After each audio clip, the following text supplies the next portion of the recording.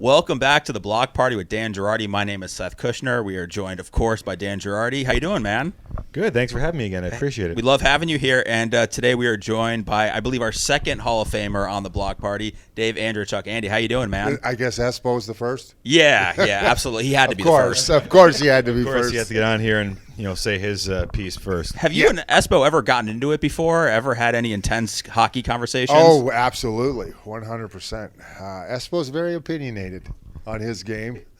I will say this. When I spent 8 days with him in Sweden, and I babysat him for 8 days, which was exciting, he said one thing that stuck with me, and it was 40s, 50s, 60s, 70s, 2000s, no matter what, there's one thing in the game that never changes. You throw the puck in the corner, and one guy comes out with it. Right? And that's For sure, right. yeah. I mean, that makes sense, right? Like, the rest of it is the game is so much faster. It's not as dirty as it used to be. All this other crap that we all talk about, but ultimately it comes down to that. So Phil has some good talks. Some. Well, that's good you talk about that because you ruined 3 of my questions. I was gonna talk about how's the game changed Yes, over the years. yes. We'll go back to that later. That's okay. I wanted to ask you guys before we get into the meat of this conversation, what do you guys think about Floridians and how we're handling this cold right now? Because I don't know, you guys obviously, from the north, a lot of people that are listening to this podcast and watching just from Florida. Yeah. It's been 30, it's been 40. Do you laugh at us by how we get bundled up? Or? No, I'm one of you now. Are you? Okay. Yeah, no, my blood has thinned. 100%. Yes, I'm bundled up. You're turning the heat on? Yeah, the heat is on amazingly in the house, which yeah, no, I'm a Floridian now. It's sad actually. It's very sad. Is it sad? Yeah, it is kind of sad. Yeah. Yeah, I have to say I'm a little bit. I have changed that. We go home for Christmas and it was like high 30s, low 40s, and like that's cold, but everyone else is like, this is perfect. Yeah. For this time of year, I'm like, are you guys crazy? Yeah. It's like 50s, and your buddies are like in shorts golfing, right? Oh, like, yeah. and you're in a sweatshirt. Yeah. I was at home during the break, and I think it got to like 50. And there was like a guy, sweater, shorts, sitting by the water. I'm like, It is still freezing outside. What are you doing? Did you put the heat on at your house, G?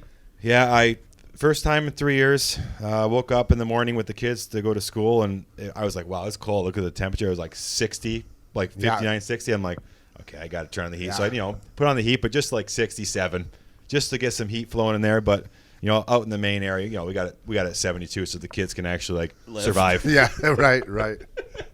Gee, what do you got for Andy? Well, I got. I want to start off with maybe if you have anything from your time with Vinny, because I coached with him. Sure.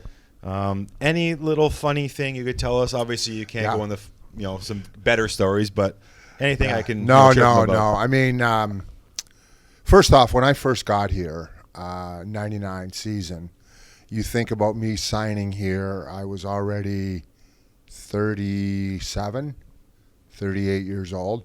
I basically was sitting in the Muskokas drinking Molson's and packing it in, right? But when I got the call to come down here, the first thing that I did notice was the talent that was here, and Vinny included. You play against the guy, as you play against the guy, you don't really know what he's like. You don't see him on a day-to-day basis. When you saw Vinny on a day-to-day basis, you realized the talent that he had.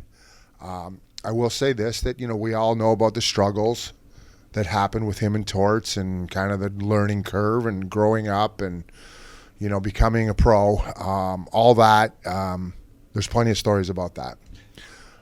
G shot a buck at Torts. I don't know if you heard about that. I'll ask Vinny more in depth at practice tonight about this. Yeah, so I'll tell you one story that happened is, I get here early for practice. As you have kids now, you drop the kids off, you go to the rink. You're the first one here, basically. And as I walked in the room, I could hear Torts screaming in his office. He comes out and grabs me. We go back into his office, and he's watching a tape. And on the tape is Vinny in the penalty box. So Vinny had just gotten an elbowing or roughing penalty or something, and he's in the penalty box, and he's giving it the flex in the penalty box. And Torch is like, what the fuck is he doing? What is he doing here?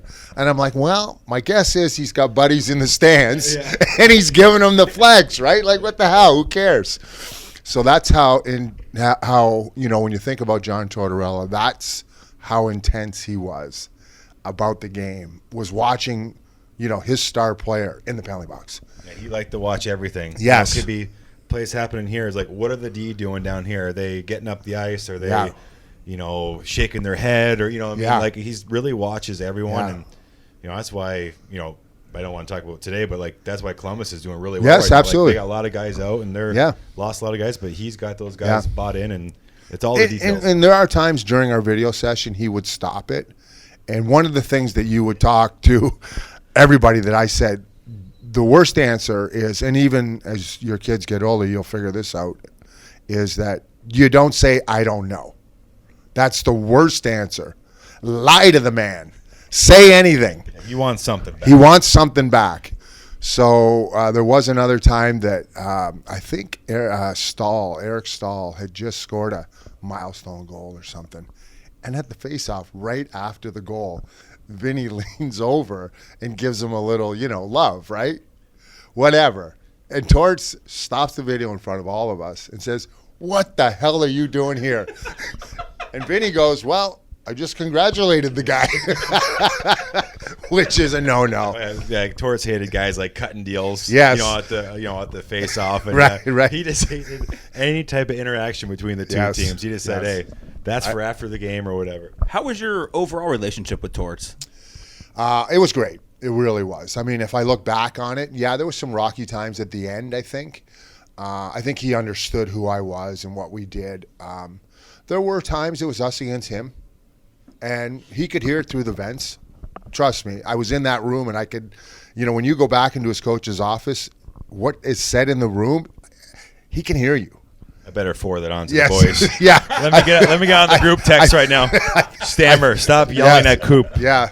So I think there were times that it was us against him, and some things that he was doing, and we would rally it as a for all of us to come together as a team. Screw him, he's not going to do that to us. We're the ones that play, and there was some little bit of rocky times that way, but I think he understood it. So overall, I mean, I love the man. I love this personality. We all know what he does off the ice, which probably doesn't get enough credit. He motivates people, maybe in a technique that's not all, roses, and but it gets the job done. Yeah, he like you said, he motivates guys in different ways. Some guys respond, some guys don't, and that's where you kind of see like the guys that hang around a long time with them and can deal with it. But the guys and you help each other. Oh yeah, you help each other through it, right? Like there's times where he says some things that are pretty nasty, but you gotta go up to your buddy and say, hey, it's okay. He doesn't really mean it, No, yeah, he's like you said, he's just trying to get you going. And obviously, you got ups and downs, but you guys did something right. Obviously, you knew we were going to talk about the 04 Cup, which is huge, obviously for the city. And anything that really sticks out during that run, or a story you could tell. Well, the run starts the year before. Really, it does. It starts with the loss to Jersey.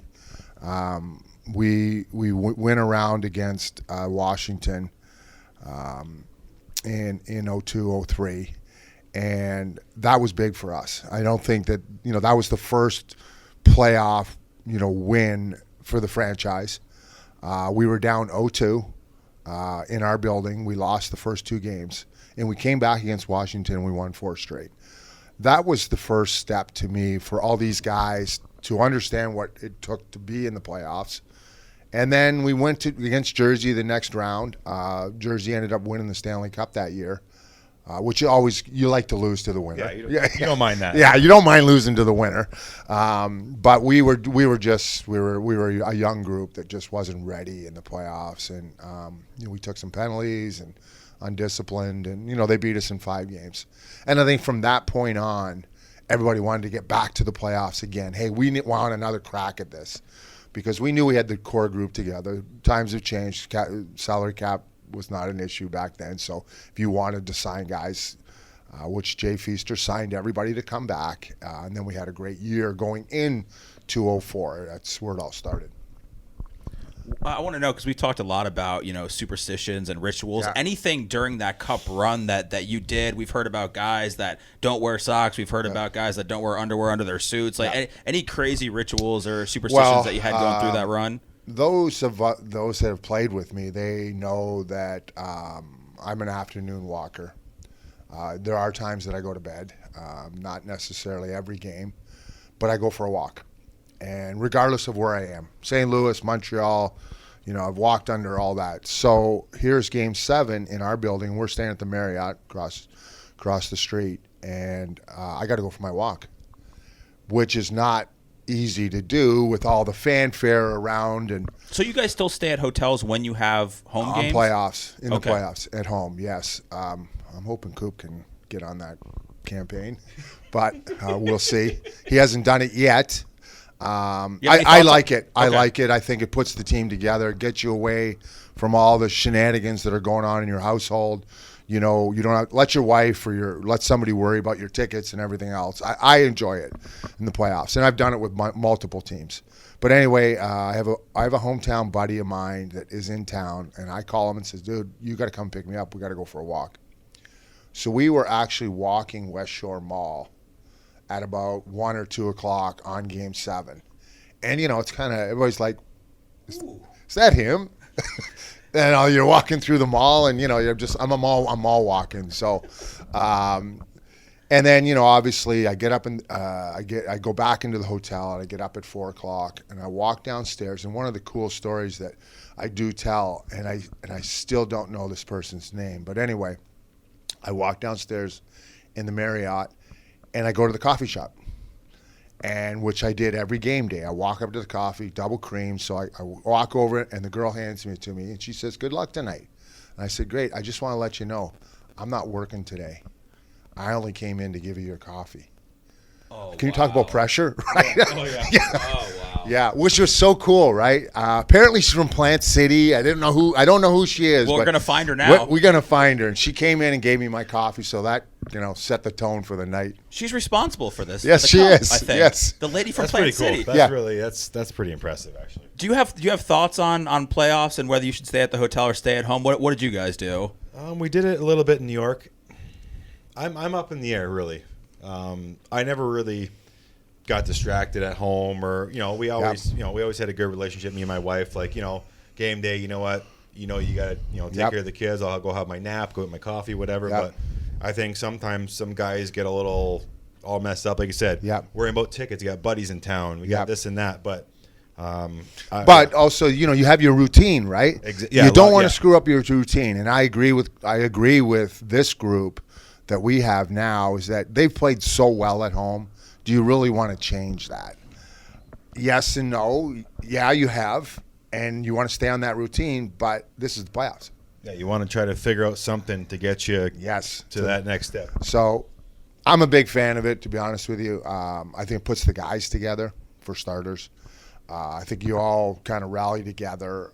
We had a super room at the Marriott, one of those big suites. There was a pinball machine in there, a pool table, couch. For us, the big thing was we were watching Idol, right? Every night we'd watch Idol, right? Ruben Studdard? Yeah. And it was awesome. Kelly Clarkson. Kelly Clarkson probably that time. Yeah. So we were watching Idol, which got us all pumped up for the games. American Idol, like, that's my worst nightmare, that show. Okay.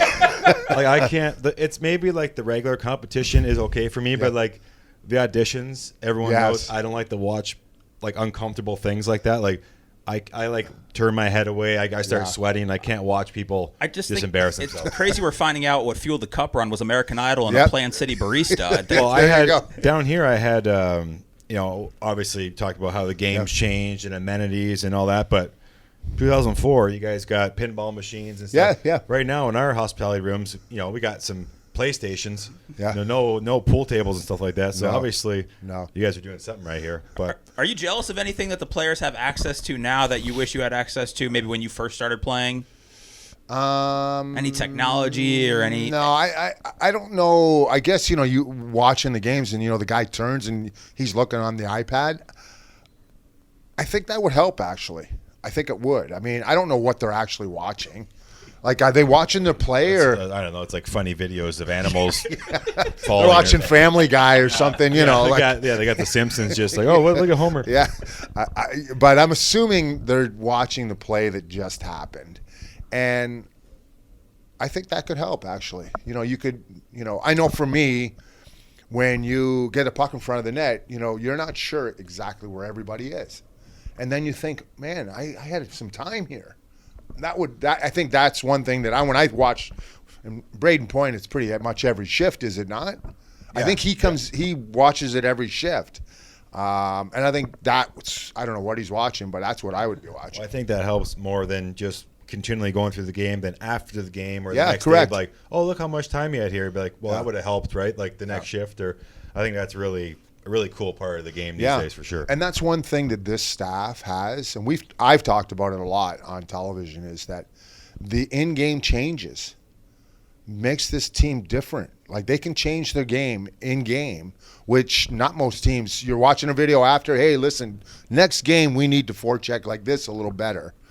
I think this staff allows them to make adjustments on the fly against the team they're playing. Now, they're talented and they can do that. Not every team can pull that off. But I don't know if that has to do with video or anything else. Well, I'm sure it does. You see a team forecheck maybe a little differently than they did in the pre-scout, and then you'd be like, hey, guys, they're coming with 3 guys hard instead of 2. And, right. It's all Seth's nodding his head. He's like, I don't know what you're talking about. Oh, yeah, I know the forecheck and the forecheck, back check, paycheck. I love the classic 3-liner. I got to know, Andy, we asked this to Brian Bradley, who he would put on the Lightning Mount Rushmore. Mm-hmm. He refused to put you on there. He said you didn't play with the Lightning long enough. So he did offer to put himself on there. Right. So I want to give you a chance. He did do that. I want to give you a chance to name. He felt like he was one of the 4. He did, yeah, he did. So I think you read my notes here. I had the all-time Lightning starting lineup. Right. Essentially the same thing. Yeah, similar. I still got to go with Bish. Oh, wow, okay. I really do. Even though, I think what happened ultimately is Happy Bowling wins the cup for us, and he might turn around the franchise ultimately. But I think the body of work that Bish did, and he put the Lightning a perennial Stanley Cup contender. Unfortunate for him that in that group of guys that they never, got it done, which they should have because they were good enough to do. I still put Bush there. I think that's one of the ones that, can I kind of make it so I can put Vasilevsky in after, Two-Face. Like a bobblehead kind of. It's the exact same head on everybody. And then you just kind of change it because Vasi will probably take over. And then, I think Victor Hedman probably gets up there just for what he's done since he's been here, the amount of time that he's been here. You look at a defenseman in the past, there's a bunch of names that come, like Roman Hammerlick, for example. I mean, he went on to play 1,200 something. Yeah. I mean, one thing Phil did, he didn't pick a lot of good picks, but that was a good one. Yeah, that was one of the better ones. That was one of the better ones. There's a few not so good ones, but that was one of the better ones. Nice guy.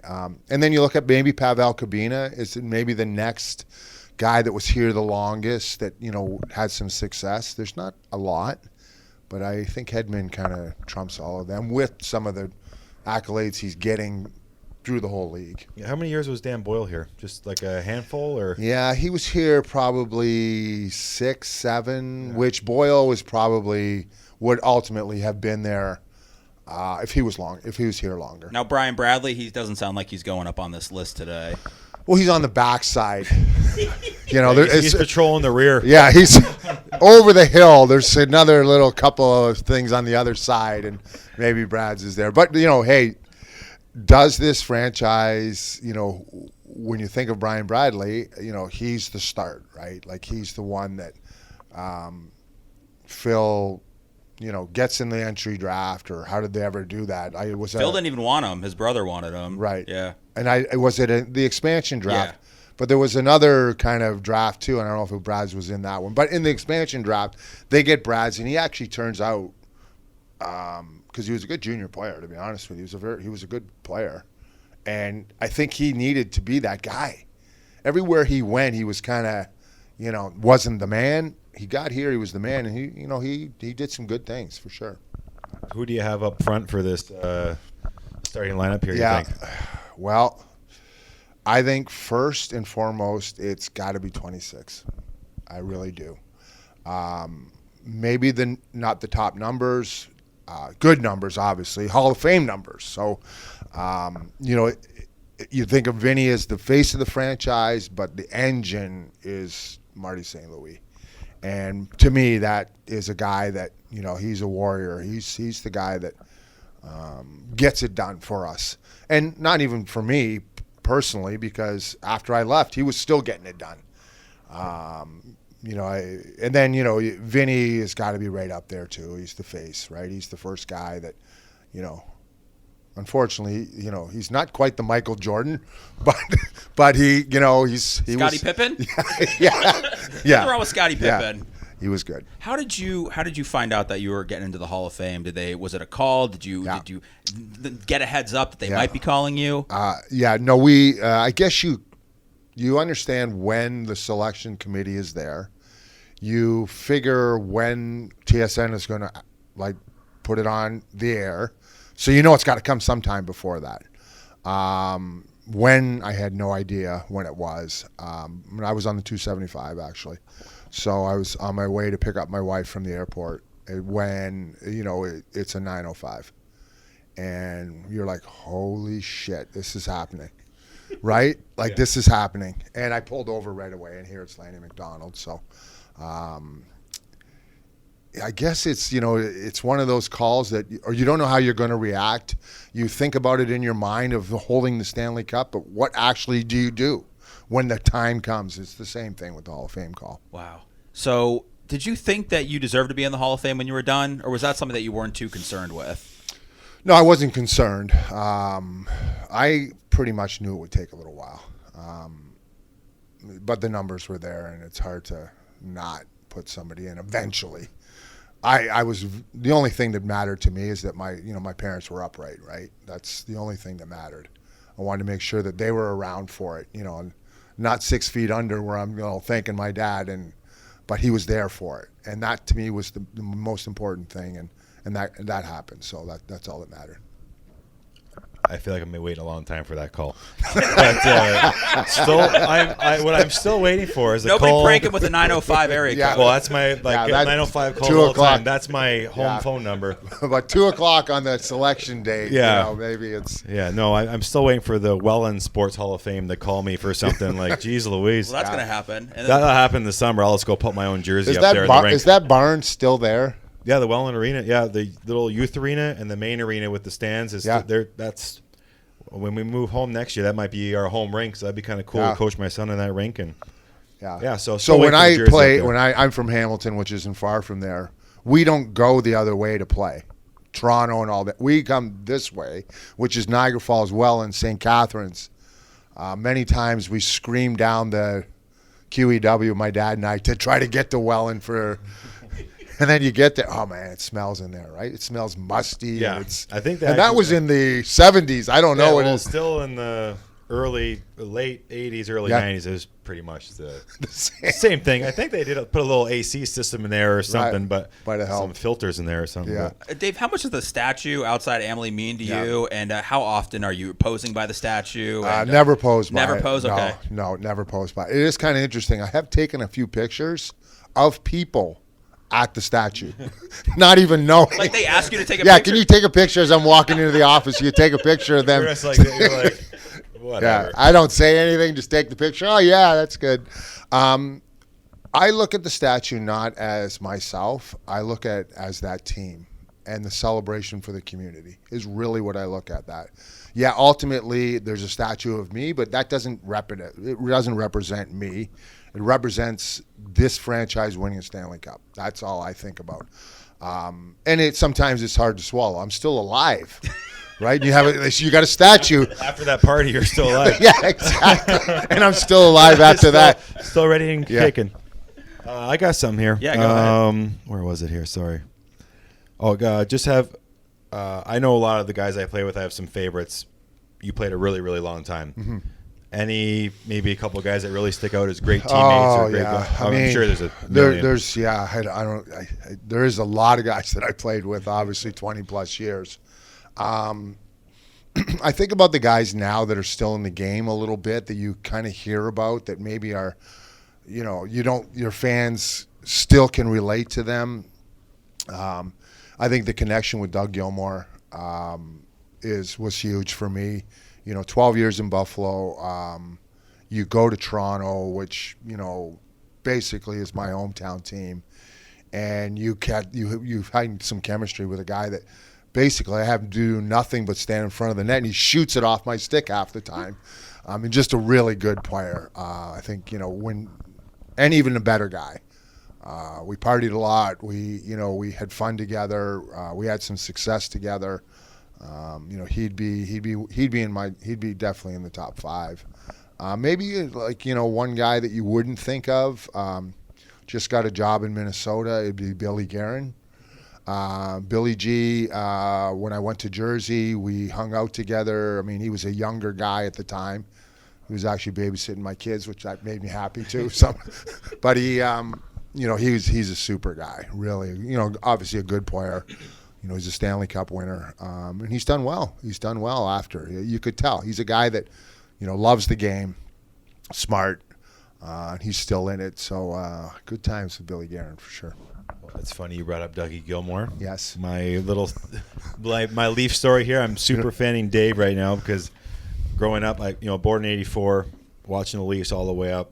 He gets there and they really, really, really take off and. Great 92-93 run. They lose to LA in Game 7. Don't bring that up, please. Yeah, sorry, but I do need to tell a little story because my dad does listen to this, surprisingly. It's going to Game 7 maybe the day before, and we're at some bar in Welland. I don't know why I'm at a bar. I'm 9 years old. Yeah. But you're starting early. Yeah, I guess. just starting the Bud Lights early. But no, we're sitting there, and I hear my dad say, yeah, we're going to go to Game 7 in Toronto. I'm like, oh, this is it for me. I can die tomorrow and be the happiest kid ever. I'm like, all right, Dad, I can't wait. When are we going to go? He's like, oh no, son. Actually, I'm going with your Uncle Bob. I'm like, seriously? He's like, yeah. So I just I remember myself head down to the bar. Probably that's when I started drinking Jack Daniels for sure. Yeah. That was a tough day for me. And then. My dad tells a story. He's been to a lot, at the Odd in Buffalo at the Maple Leaf Garden. So that's the loudest he's ever heard a game. He said it was amazing. Obviously, we don't need to talk about it too much, but the great one high sticks. Who did he high stick? Gilmour. Gilmour. Yeah. Cut, no penalty, and the guy he scores a hat trick in the game. They lose Game 7. Yeah. I'm speaking for all Leaf fans. That's probably. One of the top bad memories. Obviously, there's some recent. Well, there's good and bad, right? Well, you get to the Final Four. Yeah. Right. The bad is you lose at home in Game 7. The good is I was playing in Wayne Gretzky's his greatest game. I was there. You were there. I was there. I witnessed it. I would have been there. I was watching on TV. I was there. Awesome. Unfortunately, I was there on the wrong side, but. Yes, I'll tell you one story that it took Kerry Fraser 10, 15 years, and then finally he came up to me and he apologized. And I think he's done that with every player, apparently what I heard, because Jamie McCowan is in Calgary. Kerry Fraser has gone to every Leaf player from that team and apologized because he made a mistake.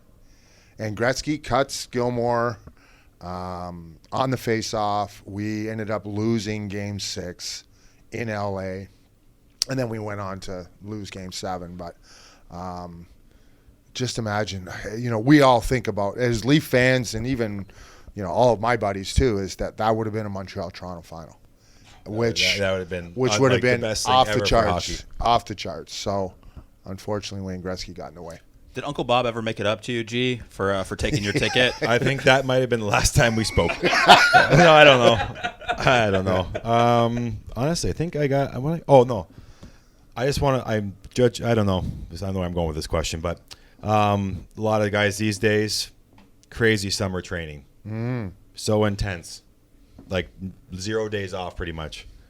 Let's talk about that. Sucks, right? Yeah, that would suck for Dave's summer training. Yeah, that would really suck for them. Yeah, I didn't like doing it either. No. Nah, there was no summer training really. I mean, I skated. I remember there wasn't much. Now they got their own trainers and there's a regiment, and for me, I'm going to Hamilton double rinks. Right, just go down to the rink and skate every day. And basically that's all I did, especially in the 80s. Maybe in the 90s it changed a little bit. You got in the gym once in a while, but there was no programs. There was no, you went to training camp, not necessarily out of shape, but to get in better shape. Now it's basically downhill after that for these guys. They come peak shape, yes. and it kind of dials down. Right, until right. The start You of the just year. try to maintain, apparently. Yes, yeah.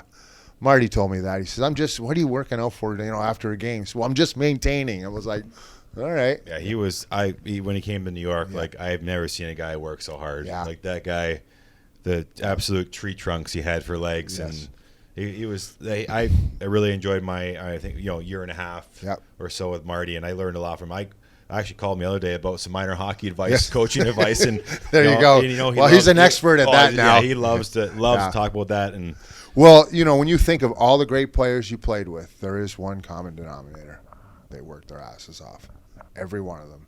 Sakic, Forsberg, Ray Bourque, Gilbert Perreault, Doug Gilmour, Wendell Clark, any one of the superstar players that I've played with, they're the hardest working guys. So there is something to be said about that, right?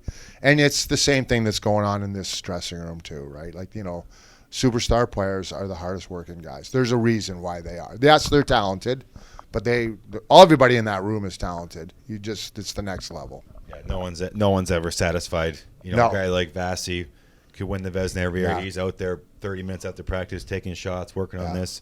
Kuch is taking about 100 wrist shots from his one spot. Obviously, I don't know how many goals I would get in this era, to be honest with you. I mean, I skated after practice last year. A couple of times I'd go out because I had to get ready for Marty's Hall of Fame game, that was last November. That's the last time I was on the ice. Are you still sore? Yeah. But I went out after practice a couple of times, and just to shoot pucks on Vasi, I was amazed. Live, right? Like, there's nothing there. Oh, you think you would get shut down if you played today? Oh, gosh, yeah. There'd be... No Hall of Fame. No, there'd be no Hall of Fame. If you were in front, no one's going to move you, and something might hit you, though. Yeah, that's right. If something might hit you and go in. Yeah. Well, maybe with Stammer's taking that one time, you might want to just I have noticed that Killorn kind of doesn't slide that far over. Yeah, he just stays to the far side of the net, but no one wants to get hit. Those shots are going to beat a goalie clean anyways. Yeah. Anyways, I think, maybe let's wrap it up with, from when you got here to now, obviously Tampa's changed a ton. 100%. Anything these days, your favorite spots, any restaurants you like to visit? Tons. You make your home here now. I got here in 99. I haven't left. You think about my family growing up here. I have one cracker that's she grew up here, right? Like, yes, she was born in Buffalo, but she was a baby. So she's a Floridian.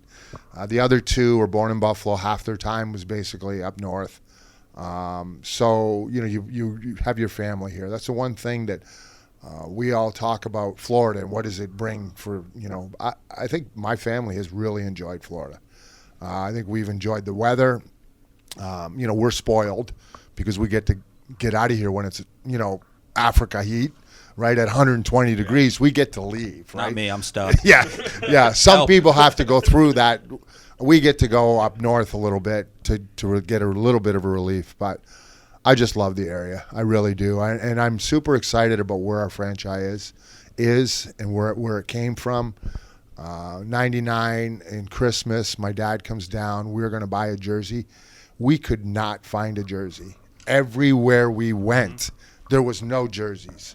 You think about that today. That would never happen, right? It's everywhere. So it's exciting. It really is. I mean, this is turned into it's a hockey town, and people love it. When you talk about all the sellouts they've had, there's people here, but I think it's people outside. Everybody's wearing a Lightning hat. Everywhere you go, it's awesome to see. Yeah, I was going to say, even the minor hockey, it starts in the minor hockey now. Absolutely. I'm not sure what it was back when you first got zero. here. It was zero. Yeah, zero. Now there's like so many teams in this area. Like you said, every kid's wearing a Lightning hat, Lightning T-shirt. Even in we're like in Charlotte. the Hurricanes are there, but there's still like Lightning fans because Right. Vinny's a pretty big figure walking around the bench, and Yeah. I just kind of hide. I get more notice for my time in New York. There's a lot of New York fans. The guy was like, it's we just moved here. tough to be an assistant with Vinny. You It's don't fun. get much of the limelight. Like kids were like, "Is this you?" Like on the phone, he's at the food stand getting some food for his son before the game, and that's what happens too. There's a lot of kids that don't know who I am, right? It's the dad that knows, but it's the dad that tells the kid, and that means something, right? Like they pass that down to generation to generation. I never really watched Phil Esposito play. Yes, I was younger at the time, but my dad told me about him, right? So about him. And I think that's what the hockey market brings. Now you know too much about him. Yes, yeah. Now we know a lot. Yes, for sure. But yeah, it's been a really cool, very cool to watch this town turn into a hockey town. Well, man, we're happy to have you here. We're Thank glad you. you're still with the team. Great episode, great stories. Thank you very much, G. Thank you, Andy. Thank you very much for being here. All right, my pleasure.